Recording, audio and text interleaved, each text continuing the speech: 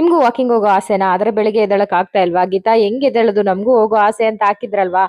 ನೀವು ಏನ್ ಮಾಡಿ ಅಂತಂದ್ರೆ ಒಂದ್ ಟಿಪ್ಸ್ ಹೇಳ್ತೀನಿ ನೋಡಿ. ನೀವು ಅಲಾರ್ಮ್ ಇಡ್ತೀರಲ್ವಾ? ಅದನ್ನ ಸ್ವಲ್ಪ ದೂರ ಇಟ್ಬಿಡಿ. ನಿಮ್ಮ ಬೆಡ್ಡಿಂದ ಸ್ವಲ್ಪ ದೂರ ಇಟ್ಬಿಡಿ. ಅವಾಗ ಅದು ಏನು ಅಲಾರ್ಮ್ ಆಗ್ತಾನೇ ಇದ್ರೆ ಅದನ್ನ ಬಂದ್ ಆಫ್ ಮಾಡ್ಲೇಬೇಕು ನೀವು. ಒಂದ್ಸಲ ಎದ್ರಿ ಅಂತಂದ್ರೆ ಮುಗೀತು. ನಿಮ್ಮ ನಿದ್ದೆ ಓಡೋಗುತ್ತೆ ಅಂತಾನೆ ಹೇಳ್ಬೋದು. ಬೇಗನೆ ಎದ್ದೇಳ್ಬೇಕಂದ್ರೆ ಈ ಟಿಪ್ಸ್‌ನ ಫಾಲೋ ಮಾಡಿ. ಆಮೇಲೆ ಸ್ವಲ್ಪ ಸ್ವಲ್ಪ ಎದ್ದೇಳ್ತಿದ್ದಂಗೆನೆ ನಮ್ಗೆ ಅಭ್ಯಾಸ ಆಗ್ಬಿಡುತ್ತೆ. ಹಂಗಾಗಿ ಬೆಳಿಗ್ಗೆನೆ ಮೆಂತ್ಯ ಮತ್ತೆ ಖರ್ಜೂರನ ತಿನ್ಕೊಂಡ್ ಹೋಗ್ತೀನಿ. ಮೆಂತ್ಯನ ಮೊಳಕೆ ಕಟ್ಟಿ ತಿನ್ನೋದು ತುಂಬಾನೇ ಒಳ್ಳೇದು. ನಿಮ್ಗೇನಾದ್ರೂ ಮಂಡಿ ನೋವಿತ್ತು, ಕಾಲ್ ನೋವಿತ್ತು ಅಂತಂದ್ರೆ ಖಂಡಿತವಾಗ್ಲೂ ಇದನ್ನ ಫಾಲೋ ಮಾಡಿ. ಬೇಕಾದ್ರೆ 15 ದಿನ ಖಂಡಿತವಾಗ್ಲೂ ರಿಸಲ್ಟ್ ಸಿಗುತ್ತೆ ಅಂತಾನೆ ಹೇಳ್ಬೋದು. ಇನ್ನೊಂದೇನ್ ಗೊತ್ತಾ? ರೆಸ್ಪಾನ್ಸಿಬಿಲಿಟಿ ಅನ್ನೋದು ತಲೆ ಮೇಲೆ ಇತ್ತು ಅಂತಂದ್ರೆ ನೀವ್ ಏನೇ ಮಾಡಿದ್ರು ನಿದ್ದೆ ಬರಲ್ಲ. ಕರೆಕ್ಟ್ ಆಗಿ ಮಕ್ಳು ಹಸ್ಕೊಂಡ್ ಹೋಗ್ಬಿಟ್ರೆ, ಆಮೇಲೆ ಲಂಚ್ ಪ್ಯಾಕ್ ಮಾಡ್ದೇನೆ ಹಂಗೆ ಕಳ್ಸ್ಬಿಟ್ರೆ, ಅಥವಾ ಏನೋ ಒಂದ್ ಮ್ಯಾಗಿ ಏನಾದ್ರು ಮಾಡಿ ಕಳ್ಸ್ಬಿಟ್ರೆ ಪಾಪ ಮಕ್ಳು ಅಂತ ಅನ್ಸ್ತಾ ಇರುತ್ತಲ್ವಾ. ಹಂಗಾಗಿ ನಾವ್ ಏನೇ ಮಾಡಿದ್ರುನು ಲೇಟ್ ಆಗಿ ಎದ್ದೇಳೋ ಮಾತೆ ಇಲ್ಲ, ಕರೆಕ್ಟ್ ಆಗಿ ಎದ್ಬಿಡ್ತೀವಿ. ಆದ್ರೆ ನಮ್ಮನ್ನ ನಾವು ನೋಡ್ಕೋಬೇಕು ಅಂದಾಗ ಮಾತ್ರ ಸ್ವಲ್ಪ ಬೇಗ ಎದ್ದು ವಾಕಿಂಗ್ ಎಲ್ಲ ಹೋಗೋದು ಒಳ್ಳೇದು.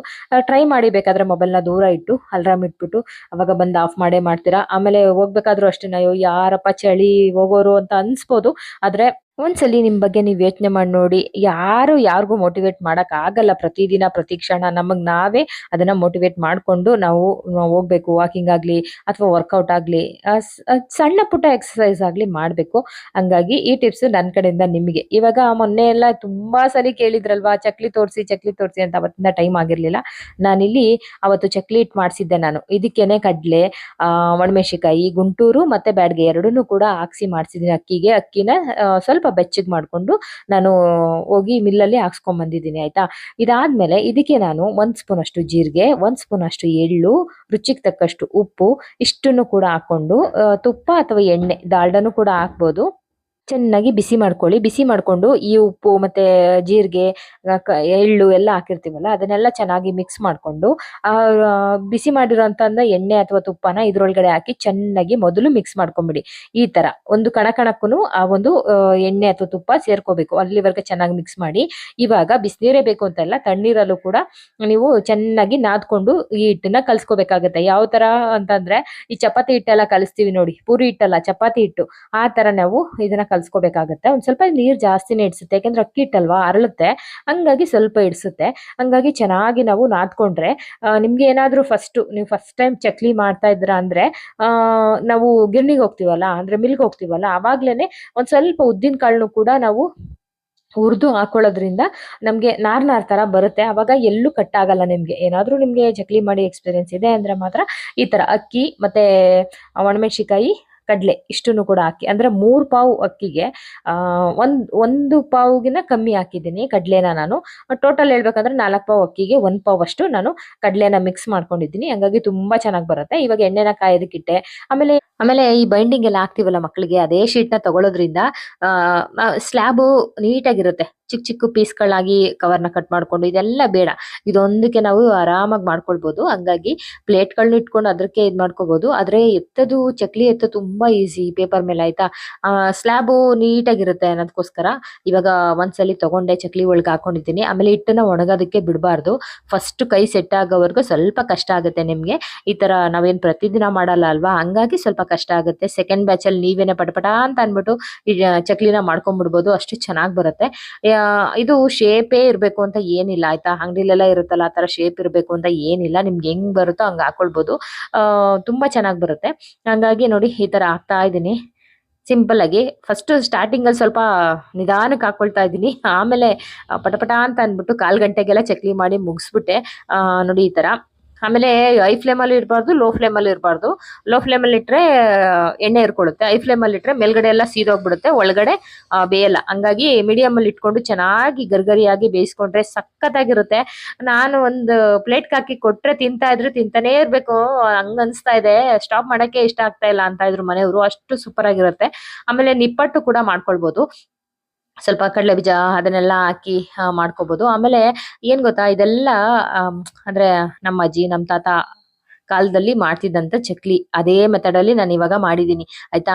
ಇನ್ನ ಇದಕ್ಕೆ ನಾನು ಮಾಡರ್ನ್ ಟಚ್ ಕೊಡ್ಬೇಕು ಅಂತಂದ್ರೆ ನೀವೇನೋ ಕಡಲೆ ಬೀಜ ಇರುತ್ತಲ್ಲ ಅದನ್ನ ಹುರಿದ್ಬಿಟ್ಟು ನುಣ್ಣಗೆ ಪೇಸ್ಟ್ ತರ ಮಾಡ್ಕೊಂಡು ಇದಕ್ಕೆ ಮಿಕ್ಸ್ ಮಾಡ್ಕೊಂಡ್ರೆ ಒಳ್ಳೆ ಟೇಸ್ಟ್ ಆಡ್ ಆಗುತ್ತೆ.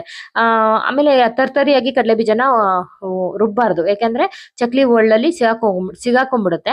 ಹಂಗಾಗಿ ನುಣ್ಣಗ್ ರುಬ್ಕೊಂಡು ಪೇಸ್ಟ್ ತರ ನಾವು ನೀರ್ ಹಾಕ್ತಿವಲ್ಲ ಅವಾಗ್ಲೇನೆ ಇದನ್ನು ಕೂಡ ಹಾಕಿ ಕಲ್ಸ್ಕೊಂಡ್ರೆ ಅದೊಂಥರ ಟೇಸ್ಟ್ ಬರುತ್ತೆ.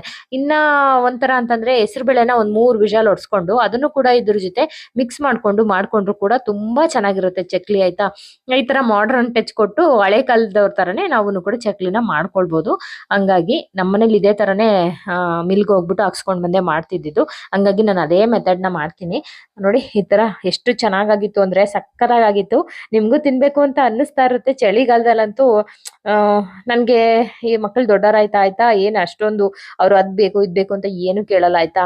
ನಂಗೆ ಇದನ್ನ ಮಾಡ್ಬೇಕು ಅಂತ ಏನು ಇಲ್ಲ. ಆದ್ರೆ ನನ್ಗೆ ಮಾಡ್ಕೊಟ್ರೆ ಮಕ್ಳಿಗೆ ಏನೋ ಒಂಥರ ಖುಷಿ ಆಗುತ್ತೆ. ನಾನು ತುಂಬಾ ಅಡಿಗೆಗಳನ್ನ ಮಾಡ್ತಾ ಇದ್ದೆ, ಸಮೋಸ ಅಂತೆ, ಮೋಮೋಸ್ ಅಂತೆ, ಚಕ್ಲಿ, ನಿಪ್ಪಟ್ಟು, ಏನಾದ್ರೂ ಒಂದು ಮಕ್ಳು ಬರೋ ಅಷ್ಟರಲ್ಲಿ ಮಾಡ್ತಾ ಇದ್ದೆ. ಇತ್ತೀಚೆಗೆ ತುಂಬಾ ತುಂಬಾ ತುಂಬಾ ಕಮ್ಮಿ ಮಾಡ್ಬಿಟ್ಟಿದೀನಿ. ಹಂಗಾಗಿ ಮಕ್ಳು ಬರೋ ಅಷ್ಟರಲ್ಲಿ ಮಾಡೋಣ ಅಂತ ಅನ್ಬಿಟ್ಟು ಇವತ್ತು ಮಾಡ್ದೆ. ಲಾಸ್ಟ್ ಅಲ್ಲಿ ಒಂದ್ ಸ್ವಲ್ಪ ಉಳ್ದಿತ್ತು. ಎಷ್ಟು ಗರ್ಗರಿ ಆಗಿದೆ ಗೊತ್ತಾ. ನಾನು ಯಾವಾಗ್ಲೂನು ಚಕ್ಲಿ ಮಾಡ್ದಾಗೆಲ್ಲ ನಮ್ಗೆಲ್ಲ ಕ್ರಿಸ್ಪ್ ಆಗಿರೋದು ತುಂಬಾ ಇಷ್ಟ ಆಗುತ್ತಲ್ವಾ ಚಕ್ಲಿ. ಅಜ್ಜಿಗ್ ಮಾತ್ರ ಅಷ್ಟು ಗಟ್ಟಿಯಾಗಿರೋದೆಲ್ಲ ತಿನ್ನೋದಕ್ ಆಗ್ತಿರ್ಲಿಲ್ವಲ್ಲ. ಹಂಗಾಗಿ ಅಜ್ಜಿ ಯಾವಾಗ್ಲೂ ಕೇಳೋದು ಏನದು ನಿಪ್ಪಟ್ಟಲ್ಲ ಕೋಡ್ಬೇಳೆ ಮಾಡ್ಕೊಡು ಅಂತ ಅನ್ಬಿಟ್ಟು ಇವತ್ತು ಅದೇನೋ ಗೊತ್ತಿಲ್ಲ ಅದೇ ಅಭ್ಯಾಸ ಆಗ್ಬಿಟ್ಟಿದೆ. ಇವಾಗ ಕೋಡ್ಬೇಳೆ ಮಾಡ್ತಾ ಇದ್ದೀನಿ, ಆದ್ರೆ ಮೆತ್ತಗ್ ಮಾಡ್ತಾ ಇಲ್ಲ, ಅದನ್ನು ಕೂಡ ಕ್ರಿಸ್ಪ್ ಆಗಿ ಮಾಡ್ತಾ ಇದ್ದೀನಿ. ಸಕ್ಕತ್ತಾಗಿತ್ತು. ಅದನ್ನು ಮೀಡಿಯಂ ಅಲ್ಲಿ ಇಟ್ಬಿಟ್ಟು ಮಾಡಿದ್ರೆ ತುಂಬಾ ಚೆನ್ನಾಗಾಗಿತ್ತು ಆಯ್ತಾ. ಯಾವಾಗ್ಲೂನು ಅಷ್ಟೇನೆ ಮೇಲ್ಗಡೆ ಎಲ್ಲ ಸ್ವಲ್ಪ ಇದಾಗ್ಬೇಕಾಯ್ತು, ಬೇಯ್ಬೇಕಾಯ್ತು, ಒಳಗಡೆ ಸಾಫ್ಟ್ ಆಗಿರ್ಬೇಕಾಯ್ತು ಅಜ್ಜಿಗೆ. ಅದು ಏನ್ ಮಾಡಿದ್ರು ಅಜ್ಜಿ ನೆನಪು ಮರೆಯೋದಿಕ್ಕೆ ಆಗ್ತಾ ಇಲ್ಲ ನನ್ಗೆ. ಹಂಗಾಗಿ ಲಾಸ್ಟ್ ಅಲ್ಲಿ ಉಳ್ದಿತ್ತಲ್ಲ ಸ್ವಲ್ಪ ಇಟ್ಟು ಯಾವಾಗ್ಲೂ ಮಾಡ್ತಿದ್ದಂಗೆ ಕೋಡ್ಬಳೆ ಮಾಡ್ಬಿಡೋಣ ಇದನ್ನು ಅಂತ ಅನ್ಬಿಟ್ಟು ಮಾಡ್ಕೊಳ್ತಾ ಇದ್ದೀನಿ. ಏನಿಲ್ಲ, ಒಂದೊಂದ್ ಸ್ವಲ್ಪ ಪೂರಿ ಹಿಟ್ ತರ ತಗೊಂಡು ಈ ತರ ಇದ್ ಮಾಡಿ ಪೂರ್ತಿ ಈ ತರ ರೌಂಡ್ಗೆ ಹಾಕಿ ಮಾಡ್ಕೊಂಡ್ರೆ 9ರಿಂದ 10 ಕೋಡ್ಬಳೆ ಮಾಡಿದ್ದೆ ಅಷ್ಟೇನೆ. ಚಕ್ಲಿ ಎಲ್ಲ ಬೇಗನೆ ಮುಗ್ದೋಯ್ತು. ಸ್ವಲ್ಪ ಸ್ವಲ್ಪನೇ ಮಾಡ್ಕೊಳ್ಳಿ. ಅವಾಗೆಲ್ಲ ಹೆಂಗೆ ಅಂತಂದ್ರೆ ಚಕ್ಲಿ ನಿಪ್ಪಟ್ಟಿದೆಲ್ಲ ಮಾಡ್ತೀವಿ ಅಂದ್ರೆ ಸುತ್ತ ಎಲ್ಲಾರು ಅಕ್ಕಪಕ್ಕದವರೆಲ್ಲ ಸುತ್ಕೊಳ್ಳೋರು. ಇವಾಗ ಒಬ್ಬೊಬ್ರೆ ಮಾಡ್ಬೇಕಲ್ವಾ. ಹಂಗಾಗಿ ನಮ್ ಕೈಲಿ ಎಷ್ಟಾಗುತ್ತೋ ನಮ್ಗೆ ಸ್ಟ್ರೇನು ಆಗ್ಬಾರ್ದು, ಜೊತೆಗೆ ಎಲ್ಲಾರ್ಗುನು ತಿನ್ನೋ ತರ ಆಗ್ಬೇಕು. ಆ ತರ ಮಾಡ್ಬೇಕು ಅಂತಂದ್ರೆ ನಮ್ಗೆ ಎಷ್ಟಾಗುತ್ತೋ ಅಷ್ಟನ್ನ ಮಾಡ್ಕೊಂಡ್ರೆ ಒಳ್ಳೇದು ಅಂತ ನನ್ಗನ್ಸುತ್ತೆ. ಚಕ್ಲಿ ಅಂತೂ ಸೂಪರ್ ಆಗಿ ಬಂದಿತ್ತು. ನೀವೆಲ್ಲ ಕೇಳ್ತಿದ್ರಲ್ಲ, 4 ಪಾವ್ಗೆ 1 ಪಾವ್ ಅಷ್ಟು ಕಡಲೆ ಹಾಕಿ ಸ್ವಲ್ಪ ಬ್ಯಾಡ್ಗೆ ಮೆಣಸಿಕಾಯಿ, ಸ್ವಲ್ಪ ಗುಂಟೂರು ಮೆಣಸಿಕಾಯಿ ಹಾಕಿ ಮಿಕ್ಸ್ ಮಾಡ್ಕೊಂಡು ಅಂದ್ರೆ ಮಿಲ್ಲಲ್ಲಿ ಹಾಕ್ಸ್ಕೊಂಡ್ ಬಂದಿದ್ದೀನಿ. ಚಕ್ಲಿ ಹಿಟ್ಟು ಅಂತಂದ್ರೆ ಅವರೇನೆ ಹಾಕ್ತಾರೆ, ತರ್ತರಿಯಾಗೂ ಹಾಕಲ್ಲ, ನುಣ್ಣಗೂ ಹಾಕಲ್ಲ. ನೋಡ್ಕೊಂಡು ಹಾಕ್ಸ್ಕೊಂಡ್ ಬಂದು ನಾನು ಹೇಳ್ದ ಮೆಥಡ್ ಅಲ್ಲಿ ಮಾಡಿ ನೋಡಿ, ಬೇಕಾದ್ರೆ ತುಂಬಾ ಚೆನ್ನಾಗಿರುತ್ತೆ. ಇವಾಗ ಕೋಡ್ಬೇಳೆ ಕೂಡ ಬೇಯಿಸ್ತಾ ಇದ್ದೀನಿ. ಇಷ್ಟು ಕೋಡ್ಬೇಳೆ ಆಗಿದೆ. ಸಖತ್ ಅಂದ್ರೆ ಸಖತ್ತಾಗಿತ್ತು. ಇವತ್ತಿನ ವಿಡಿಯೋ ಏನ್ ಅನಿಸ್ತು ಅಂತ ತಿಳಿಸೋದನ್ನ ಮರಿಬೇಡಿ. ಇನ್ನ ಇಷ್ಟ ಆಗಿದ್ರೆ ಒಂದು ಲೈಕ್ ಮಾಡೋದನ್ನ ಮರಿಬೇಡಿ. ತುಂಬಾ ದಿನ ಆಯ್ತು ಲಾಂಗ್ ವಿಡಿಯೋ ಯಾಕೆ ಹಾಕಲ್ಲ ನೀವು ಅಂತ ಕೇಳ್ತೀರಾ. ಅಯ್ಯೋ ಟೈಮೇ ಸಿಗಲ್ಲ. ಹಂಗಾಗಿ ಥ್ಯಾಂಕ್ ಯು.